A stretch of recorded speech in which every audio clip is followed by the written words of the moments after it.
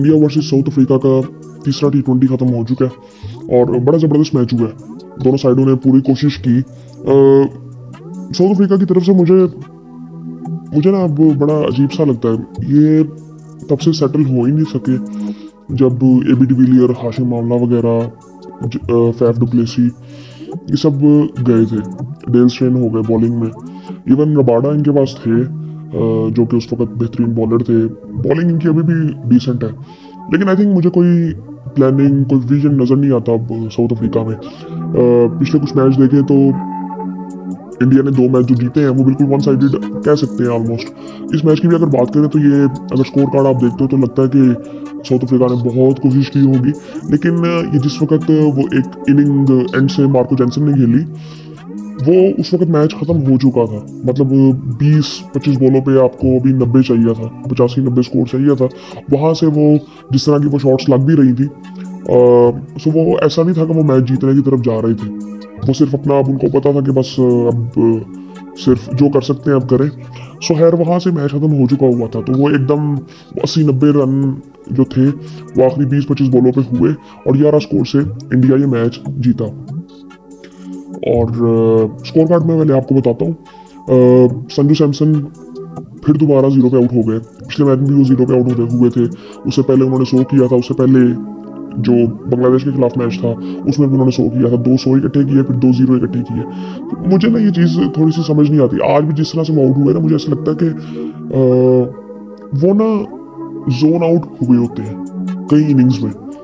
मुझे नहीं समझ आती कि ये क्या वजह है। वो बिल्कुल ही ऐसा लगता है कि जिस तरह बिल्कुल ही जोन आउट है। अब इस वक्त भी इंडिया की अगर पूरी लाइनअप देखें तो उसमें से पिछले जो 2 मैचेस जीते हैं उसमें 1-2 बैट्समैन ऐसे हैं कि जिन्होंने वन साइडेड बिल्कुल स्कोर किया बैटिंग लाइनअप पे। अब यहाँ पे आप देखें तो संजू 0 पे आउट हुए। अभिषेक ने अच्छी इनिंग खेली, उसने 50 किया 25 बॉलों पे। और नीचे से फिर तिलक आज ऊपर आया था, सो उसने 107 किया, नट आउट था वो। अब तिलक की इनिंग, तिलक के बारे में मैं पहले भी कह चुका हूँ कि मुझे ऐसा प्लेयर लगता है कि जो तीनों फॉर्मेट खेल सकता है। सो वो उसकी झलक उसने आज इंटरनेशनल लेवल पे दिखाई है। और 107 रन उसने किए हैं 56 बॉलों में। 8 चौके 7 छक्के उसने मारे हैं और बड़ी डिसेंट शॉट्स मारी हैं उसने। बड़ा मजा आया देखने का उसको। और उसके बाद फिर सूर्य कुमार यादव आए थे, वो भी जल्दी आउट हो गए थे, उन्होंने 1 स्कोर किया। हार्दिक पांड्या आए 16 बॉलों पे 18। उसके बाद रिंकू सिंह आए, वो भी 8। और रमनदीप सिंह वो रन आउट हुए थे एंड पे। सो उन्होंने 15 किया था 6 बॉलों पे। उनका आई थिंक आज डेब्यू था शायद। और उसके बाद अक्षर। सो ये एक लाइनअप थी। अब यहाँ पे आप देखते हैं तो बिल्कुल तिलक वर्मा ने स्कोर किया। और पिछले कुछ मैचेस में देखेंगे, एक मैच जो जीते थे वो संजू सैमसन ने बिल्कुल वन साइडेड किया था। और दूसरा मैच आप देखेंगे तो अभिषेक और तिलक वर्मा की इनिंग है। 150 तो इनका बिल्कुल साइड पे कर लेते हैं, 160। और बाकी टीम ने ये किया। मुझे और ये मैचेस साउथ अफ्रीका में हो रहे हैं और इंडिया यहाँ पे अभी लीड लेके बैठा हुआ है 2-1 की। और अब एक मैच पड़ा हुआ है। अब यहाँ से इंडिया हार तो नहीं सकता। अगर वो इंडिया जीतता तो सीरीज जीत जाएगा, नहीं तो ये सीरीज बराबर हो जाएगी 2-2 से। साउथ अफ्रीका की मैं उसी तरह से बात करूँ अगर, तो फिर मुझे उनकी इनिंग्स में अगर मैं देखूँ, बैटिंग में देखें उनको, बॉलिंग में देखें, बॉलिंग में फिर भी आई थिंक मैं कहूँगा कि थोड़ा सा कुछ नजर आता है, क्योंकि उनके बॉलर्स हमेशा अच्छे निकल आते हैं। स्पेशली अगर फास्ट बॉलर्स की बात की जाए तो उसके बाद जो इंडियन साउथ अफ्रीका की जो बॉलिंग है वहाँ पे साइम लेन ने 2 आउट किए और केशव महाराज ने 2 आउट किए और 1 आउट किया मार्को जेनसन ने। सो यहाँ पे भी अगर देखें तो कोई इतनी इंप्रेसिव कुछ है नहीं इतना ज़्यादा। लेकिन मुझे लगता है कि अगर ये इनिंग मैं उनकी देखता हूँ ना इंडिया की, सो वहाँ पे ऐसा लगता है कि कोई इतनी ज़्यादा इंप्रेसिव बॉलिंग हो नहीं रही थी साउथ अफ्रीका की तरफ से, जो कि आई थिंक होनी चाहिए।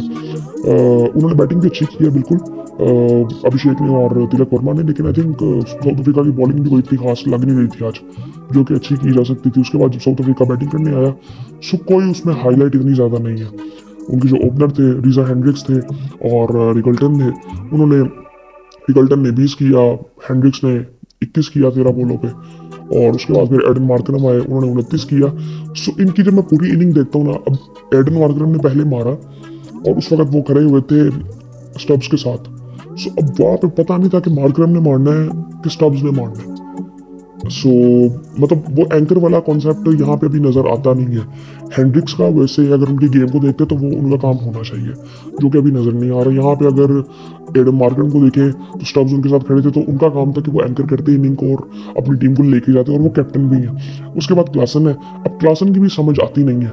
क्लासन भी बीच में आके उनको अगर पहले भी देखा तो उन्होंने फाइनल में भी इस तरह से किया था कि वो एक झलक नजर आ सकती है, लेकिन वो फिनिश नहीं अच्छा करते फिर, कि जहाँ पे वो विनिंग साइड पे लेके जा सके अपनी टीम को। खैर वहाँ पे तो मैच खत्म हो चुका हुआ था जब क्लासन एंड तक खड़े हुए थे। अब मिलर की इनिंग अगर देखें तो 18 बॉलों पे 18 है। सो उस वक्त मिलर का कैच बड़ा अच्छा पकड़ा था अक्षर ने, और उसके बाद मार्को जेंसन आए।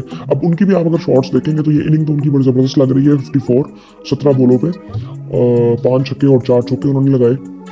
लेकिन अगर यहाँ पे आप उनकी शॉट्स देखेंगे सो वो ऐसी थी कि जहाँ पे उनको कोई होप नहीं थी कि हम यहाँ से मैच जीत सकते हैं। वो सिर्फ ये था कि मैच खत्म हो गया हुआ था, तो वो अपनी वो प्रॉपर बस इनिंग खेल रहे थे, और वो कुछ शॉट्स वहाँ पे लग रही थी। ग्राउंड में कोई इतना मुझे बड़ा लग नहीं रहा था। बैटिंग प्रॉपर बैटिंग को सपोर्ट कर रही थी विकेट। सो वहाँ पे उन्होंने वो किया, लेकिन ऊपर से अगर कोई एंकर इस चीज़ को करता तो ये शुरू से बड़ा आगे मैच खेल सकते थे। मतलब ये जहाँ पे मतलब शुरू में इन्होंने बहुत ही बुरा खेला है साउथ अफ्रीका ने, कि अगर आप ये देखें कि उसने 17 बॉलों पे 54 की है तो फिर भी 219 हुआ नहीं है। सो आई थिंक ये तकरीबन 317 का स्ट्राइक रेट है उसका।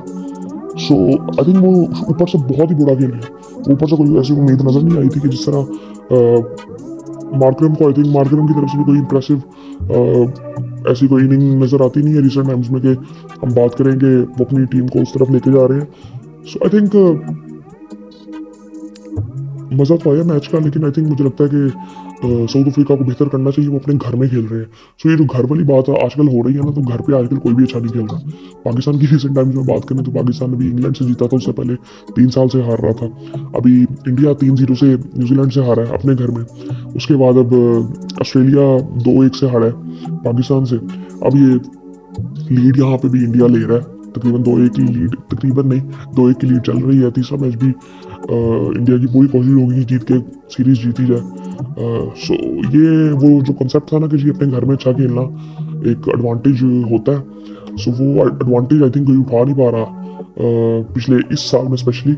और आज एक स्टैट्स में देख रहा था कि इंडिया ने T20 में इस साल 200 छक्के मार दिए। सो अब ये स्टैट बड़ा इंटरेस्टिंग है कि 200 छक्के इंडिया ने मार दिए। सो इंडिया की टीम भी कुछ ऐसी है। अगर आप ये देखेंगे तो वहाँ पे कोई ऐसी नहीं बात है कि यार तूने एंकर करना है, तूने ये करना है, तूने ये करना है। वो सब ऐसे बैट्समैन है कि जो किसी भी तरह की इनिंग खेल सकते हैं। तिलक वर्मा को देखें, उनके बारे में तो मैं पहले भी कह चुका हूँ कि वो तीनों फॉर्मेट खेल सकते हैं, तो एंकर वाला काम वो कर सकते हैं। लेकिन आई थिंक ज़रूरत ही नहीं पड़ती इनको। अब यहाँ पे आप देखेंगे ना, ये अगर ये टीम्स में एशियन टीम्स को अगर थोड़ा सा देखें, एशियन टीम्स क्यों अच्छी होती हैं T20 में, ODIs में, या आजकल एशियन टीम्स इतनी अच्छी क्यों हैं। अगर आप एशिया से थोड़ा बाहर आते हैं तो आप इंग्लैंड भी अब उस तरह से तो नहीं आजकल खेल रहा। ऑस्ट्रेलिया की आप कैसे बात कर सकते हैं, न्यूजीलैंड की आप किसी हद तक बात कर सकते हैं, साउथ अफ्रीका की भी आप किसी हद तक बात कर सकते थे, लेकिन उनकी वो भी सेटल नहीं है आई थिंक। सो ये एशियन टीमें इतना अच्छा क्यों खेलती है, उसकी वजह सबसे ज़्यादा ये है कि यहाँ पे जो पिचेस है ना वो T20 फॉर्मेट में बैटिंग को बहुत ज़्यादा सपोर्ट करती है, बाहर भी करती है। लेकिन बाहर उस तरह से कोई ऑडियंस की व्यूअरशिप इतनी ज़्यादा नहीं है कि जहाँ भी क्रिकेट ज़्यादा देखी जाती है। ऑस्ट्रेलिया की आप बात कर लो, न्यूजीलैंड की आप बात कर लो, तो इतनी पॉपुलेशन नहीं है। मोस्टली क्रिकेट इंडिया में देखी जाती है, तो वो इनको लंबी इनिंग्स खेलने की आदत है। पाकिस्तान में आप बात करें, पाकिस्तान भी इसलिए अच्छा खेलता है तो पाकिस्तान की बॉलिंग बहुत अच्छी होती है तीनों फॉर्मेट्स में, जनरली अच्छी रही है। पिछले कुछ साल की अगर बात करें तो उसमें कोई खास परफॉर्मेंसेज नहीं रही हमारी। लेकिन अगर आप ओवरऑल देखें, श्रीलंका को देखें, आप इवन बांग्लादेश को देखें, वो भी अपना थोड़ा सा कभी ना कभी वो अपनी झलक दिखाती है कि हम अच्छी टीम है। बांग्लादेश की अगर बात करें तो श्रीलंका आजकल बहुत अच्छा खेल रही है। उन्होंने भी न्यूजीलैंड को हरा दिया पहला ODI। सो आई थिंक ये थोड़ा सा ना अब ये साल बड़ा डिफरेंट ही है। मतलब इस साल से पहले अगर बात की जा रही थी जो क्रिकेट के बारे में, क्रिकेट किस तरफ जा सकती है, वो बड़ा डिफरेंट हो गया अब। मतलब ये साल ही बड़ा डिफरेंट गया है। अभी मुझे याद है कि 2 महीने पहले बात हो रही थी पाकिस्तान क्रिकेट तो खत्म हो गई, इंडियन मीडिया में बात ही ये चल रही थी कि पाकिस्तान क्रिकेट खत्म। सो अब ये थोड़ी सी चेंजेस हुई हैं, सब कुछ ठीक हो गया। इंडियन टीम हर तरफ अपनी डोमिनेंस दिखा रही थी, तो न्यूजीलैंड ने आगे 3-0 से हराया तो अब सवाल उठ गए। ऑस्ट्रेलिया अपने घर में हराना उसको मुश्किल था, पाकिस्तान ने 2-1 से हराया तो फिर सवाल उठ गए उनकी बैटिंग में भी। सो आई थिंक वो बातें फिर उधर होनी शुरू हो गई जो कि एशिया में मोस्टली पाकिस्तान इंडिया में नज़र आती हैं कि बहुत से प्लेयर्स ने कहा कि जी ये तीसरे मैच में कितनी क्या ज़रूरत पड़ गई थी, आपने अपने 5 प्लेयर्स बिठा दिए जो कि डिसाइडेड भी था। सो ये कई प्लेयर्स ऑस्ट्रेलियन प्लेयर्स ने कहा, ऑस्ट्रेलियन टीम को मार्केटिंग के बारे में काफ़ी बात हुई कि सारा फोकस इनका बॉर्डर गवास्कर सीरीज पे था, क्या इन्होंने ओडीआई खेलना नहीं था, इस तरह के बयान आते रहे। सो इस तरह की बातें मोस्टली हमें एशियन टीम से नज़र आती हैं, लेकिन आई थिंक चीज़ें बड़ी डिफरेंट हो रही हैं। इस तरह से किसी ने भी नहीं कहा था, जो प्रिडिक्शन लोगों ने की हुई थी पहले वो अब आई थिंक इस साल तो गलत ही साबित हुई होंगी। कि जिस तरह से देखा जा रहा था कि इंडिया तो बिल्कुल अनबीटेबल लग रहा था, वो हार गया। ऑस्ट्रेलिया ये भी आई थिंक हमने तो नहीं सोचा था, आई थिंक कोई भी नहीं सोच रहा था कि पाकिस्तान 2-1 से हरा देगा, लेकिन उम्मीद थी उस तरह से कि पाकिस्तान कर तो सकता। वो इसलिए था कि कंडीशंस बड़ी मुश्किल है, कंडीशंस अगर दोनों टीमों को सपोर्ट करें तो बड़ा मुकाबला जो है वो बराबर का हो जाता है। अब ये इंटरेस्टिंग सीरीज जो बॉर्डर गवास्कर सीरीज होनी है वो बड़ी इंटरेस्टिंग होगी, इंडिया और ऑस्ट्रेलिया की जिस तरह से उसकी मार्केटिंग की जा रही है। उसमें आई थिंक एक डे नाइट का मैच भी है, टेस्ट मैच, सो वो भी काफ़ी इंटरेस्टिंग होगा और उसकी मार्केटिंग पे बहुत काम किया जा रहा है ऑस्ट्रेलिया में। सो आई थिंक वो काफ़ी इंटरेस्टिंग सीरीज होने वाली है। उसके बाद पाकिस्तान का भी मैच शुरू हो रहे हैं अब, आज अब T20 सीरीज शुरू हो जाएगी और तकरीबन पाकिस्तान टाइम के मुताबिक 1 बजे आई थिंक मैच शुरू होगा और ये भी सीरीज काफ़ी आई थिंक पाकिस्तान को जीतनी चाहिए। पाकिस्तान जीत सकता है इधर से, लेकिन आई थिंक T20 मैचेस हैं, सो किसी भी तरफ जा सकते हैं। ऑस्ट्रेलिया की भी जो टीम होती है वो बड़ी अच्छी टीम होती है। ये अगर आप ये बात करते हैं कि वहाँ पे T20 मैच में इतना कोई फर्क पड़ता नहीं है, ये जिस तरह से आप इंडियन टीम को देखें कितनी जल्दी सेटल हुए हैं T20 में। अभी ये विराट और रोहित के बगैर ओडीआई और टेस्ट में खेलेंगे, वहाँ पे इनको मुश्किल होगी, लेकिन T20 में सेटल हो सकते थे क्योंकि इनका IPL है। IPL से काफ़ी ऐसे प्लेयर्स निकल के आते हैं जो कि आई थिंक डोमिनेंट रहते हैं T20 मैचेस में। सो वहाँ पे इतना कोई इशू नहीं था, जो कि आई थिंक सेटल हो भी रही है टीम। 2-3 टीमें इनकी T20 की भी बनती रही हैं, जो कि कभी बुमराह लीड करते रहे हैं, स्काई लीड करते रहे हैं, हार्दिक पांड्या लीड करते रहे हैं। सो इनकी एक ही टीम भी डिसेंट थी। सो आई थिंक ओवरऑल अगर देखें तो इंटरेस्टिंग हुआ है, काफ़ी कुछ हुआ है स्पेशली पिछले 2 महीनों में, वरना उससे पहले आई थिंक क्रिकेट बहुत बोरिंग जा रही थी, जनरली चीज़ें बहुत बोरिंग थी। अब पिछले 2 महीनों में आई थिंक काफ़ी चीज़ें ऐसी हो गई है कि साल के जो डायमेंशंस है वो बिल्कुल बदल गए हैं। अब पाकिस्तान क्रिकेट की बात की जा रही थी तो अब इस वक्त आज एक रैंकिंग्स आई थिंक आई थी कोई कि ODI में बॉलिंग में भी नंबर 1 शाहीन है और बैटिंग में नंबर 1 बाबर है। बाबर तो आई थिंक पता नहीं कितने सालों से तो याद भी नहीं है, 5-6 साल हो गए उसको आई थिंक कि वो नंबर 1 है। 5 साल तो हो गए, आई थिंक 4-5 साल तो हो गए होंगे। सो आई थिंक ये चीज़ें जिस तरह से बदलती हैं सो पता नहीं चलता, लेकिन आई थिंक आजकल जो हॉट टॉपिक चल रहा है वो चैंपियंस ट्रॉफी वाली बात चल रही है, लेकिन मुझे लगता है कि यार ये भी हल हो जाएगा। ये पॉलिटिक्स वाली बात है, ये बातें चलती रहती हैं, एंड में सारा कुछ हो जाना है। ये भी नहीं होगा कि चैंपियंस ट्रॉफी नहीं होगी, ये भी नहीं होगा मुझे लगता है कि इंडिया ना आए, आना चाहिए इंडिया को। आई थिंक ये चीज़ें थोड़ी साइड पर करनी चाहिए और मुझे लगता है सारा कुछ ये सेटल हो जाएगा, जो कि होगा भी। ये पॉसिबल ही नहीं है, ये इसमें सबका नुकसान है। 80% रेवेन्यू पाकिस्तान इंडिया के मैच का, और पाकिस्तान भी यहाँ पे इस वक्त अगर डट गया तो आई थिंक ये चीज़ें यहाँ पे सेटल होनी चाहिए लॉन्ग टर्म के लिए भी, कि आगे इंडिया का स्टांस आगे अब क्या है, आने वाले टाइम में क्या रहेगा। तो पाकिस्तान को भी अपना स्टांस एक रखना चाहिए। पाकिस्तान में तो अब पॉलिसीज बनाने की बात हो रही है इंडिया के खिलाफ कि क्या सेटल करना है, कि इंडिया जिस तरह से हमें डील करेगा हम भी उस तरह से इंडिया को डील करेंगे, जो कि आई थिंक इसी तरह से होना चाहिए। बहुत आई थिंक पाकिस्तान के अच्छे जेस्चर्स थे शुरू में, और अच्छे नहीं मैं कहूँगा कि बहुत एक्स्ट्रा अच्छे थे, जितनी ज़रूरत भी नहीं थी। आपको बराबरी पे आई थिंक टेबल पे रहना चाहिए। और ICC आई थिंक वो तो मुझे कुछ लगता ही नहीं है कि ICC कोई इतना स्ट्रॉन्ग इदारा है। मैं उसके बारे में कई दफ़ा बात कर चुका हूँ कि ICC कोई इतना स्ट्रॉन्ग इदारा नहीं है। और अगर ICC ये बात करता है ना कि जहाँ से पैसे आएंगे वहाँ पे वो, तो फिर ICC की क्रेडिबिलिटी क्या है? इनकी अपनी तो कोई वैल्यू नहीं है फिर। सो आई थिंक ये बाकी बोर्ड्स को भी देखना चाहिए कि आज अगर इंडिया यहाँ पे तंग कर रहा है, सो इंडिया यहाँ पे आप बाकी जो कंट्रीज की बात अगर करते हैं, ये टीमें आपको इतनी स्ट्रॉन्ग अब क्यों नजर नहीं आ रही? उसकी वजह ये है कि जो T20 लीग्स है, मोस्टली IPL की अगर बात करें, इनके फोकसेस ही उधर है। ये क्लासन वगैरह आपको कहाँ से नजर आए हैं? ये T20 में आपको नजर आने शुरू हुए हैं। IPL से इसको इतनी हाइप मिली है। क्लासन की आप बात करें, 1-2 इनके और प्लेयर्स हैं। सो ये सारे प्लेयर्स ऐसे ही हैं, इनके फोकसेस ही उसमें है कि इतने साल इंटरनेशनल क्रिकेट खेलो, उसके बाद IPL के कुछ मैचेस खेलो, उसमें 2-3 साल अच्छा कॉन्ट्रैक्ट लग गया तो जिंदगी गुजर जाती है। सो उससे क्रिकेट जो कंट्री क्रिकेट है वो खराब हो जाती है, दिमाग खराब हो जाते हैं आपको कुछ पैसे देख के कि 2-3 साल अच्छी कमाई कर रहे हो, बाद में वेले बैठ के खाएंगे पूरी जिंदगी।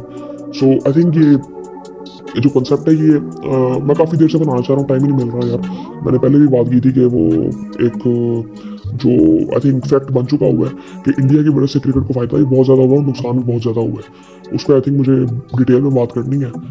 सो आई थिंक मैं देखूंगा कि जब टाइम थोड़ा सा मिलता है, थोड़ा सा ब्रेक आता है, तो फिर उसमें बनाऊंगा डिटेल में। लेकिन आई थिंक ओवरऑल अगर देखें तो मैचेस जनरली क्रिकेट बहुत अच्छी हो रही है। ये मैच बड़ा अच्छा हुआ कल से पाकिस्तान की, कल से नहीं आज से ही, अब सुबह बस 1 बजे मैच शुरू हो जाएगा। और ये T20 सीरीज भी बड़ी इंटरेस्टिंग है, पाकिस्तान के लिए बड़ी इंपॉर्टेंट है। और टीम क्या पाकिस्तान की प्लेइंग 11 क्या होती है, रिजवान की प्रेस कॉन्फ्रेंस भी हुई, उसमें भी उन्होंने 2-3 चीज़ों के जवाब दिए। और कोई ऐसी बात नहीं हुई। KL राहुल वगैरह के बारे में उनसे पूछा गया कि उनका कोई, आई थिंक उनसे किसी ने, पाकिस्तानी बंदे ने कोई पूछ कहा होगा कि पाकिस्तान आप आएंगे या क्यों नहीं आ रहे।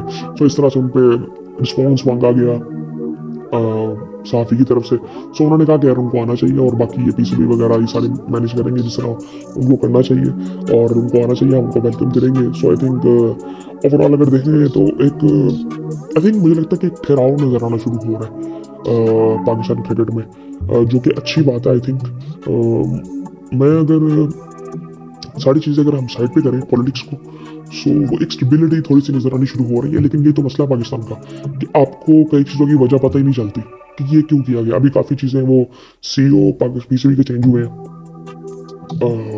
कोई ब्यूरोक्रेट आए हैं आई थिंक। अब उनकी लोग बात करते हैं कि उनको कुछ पता ही नहीं है, तो वो कैसे डील करेंगी इंडिया को, उनके बारे में ये बातें शुरू हो गई है।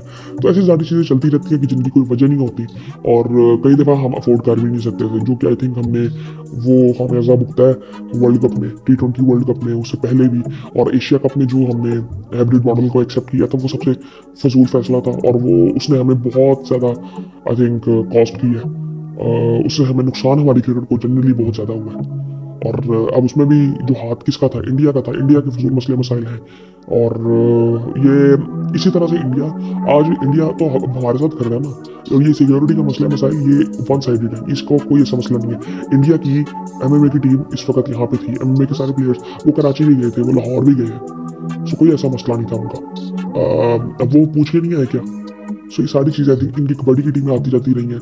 सो सारा कुछ आता रहता है, सारा कुछ होता रहा है। ये सिर्फ बात यह है कि यहाँ से क्रिकेट में इंडिया बेहतर परफॉर्म करता है, पैसा उनके पास है। सो वो कहता है कि पाकिस्तान को किसी तरह से कोई फायदा ना हो। सिक्योरिटी का सिर्फ एक्सक्यूज़ है, और सिक्योरिटी का तो मसला है ही नहीं बिल्कुल। अगर ये कहते हैं ICC को, ICC अपनी जो उनकी सिक्योरिटी की टीम है वो कई दफ़ा बेच चुका पाकिस्तान में, और सब कुछ ठीक है। अभी इंग्लैंड पिछले 3 सालों में 2 दफ़ा होकर चला गया, Australia, New Zealand, West Indies, south Africa, world 11 आ चुकी है, सब कुछ हो चुका हुआ है। ये सब बातें फजूल है।